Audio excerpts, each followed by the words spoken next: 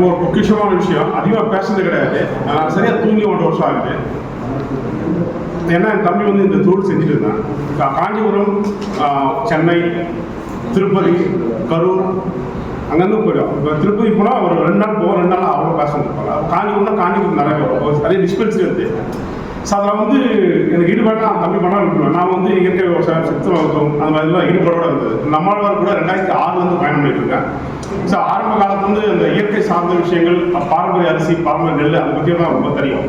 So இயற்கை விவசாயம் உண்டு, அதுக்கப்புறம் வந்து மருத்துவத்துலேயும் அந்த ஈடுபாடு உண்டு. நிறைய வந்து தம்பி இறந்த பிறகு வீட்டை தேடி ஏன் பண்ண மாட்டேங்கிறீங்க அப்படின்னு கேட்டாங்க. எனக்கு ஒரு பிரச்சனைனா 7 வயசுல எனக்கு வந்து பையடிசஸ் காலம். சார் நம்ம வந்து நம்மளை சரி பண்ணாமல் இன்னொருத்தருக்கான விஷயத்தை நம்ம பண்ணக்கூடாதுன்றதுக்காக நான் விட்டாச்சு.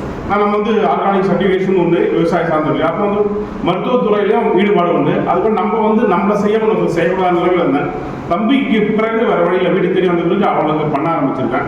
இது வரைக்கும் பண்ணவங்களுக்கு யாரும் வந்து ஃபெயிலியர் கிடையாது. எல்லாமே ஒரு நிறையா இருக்கேன். நான் இப்போ வந்து ஒவ்வொரு டைமும் இது வருவேன், அடையாறு வருவேன், அண்ணாநகர் ஒரு ட்ரீட்மெண்ட்டுக்காக பண்ணிட்டு இருக்கேன். இப்போ ரெகுலராக பண்ணிட்டு தான் இருக்கிறேன். அதிக அளவில் என்னால் முடிஞ்சது அவ்வளோ அதிகமாக பண்ண முடியாது. அதை சொல்லிட்டு கொஞ்சம் கம்மி பண்ணிருக்கேன்.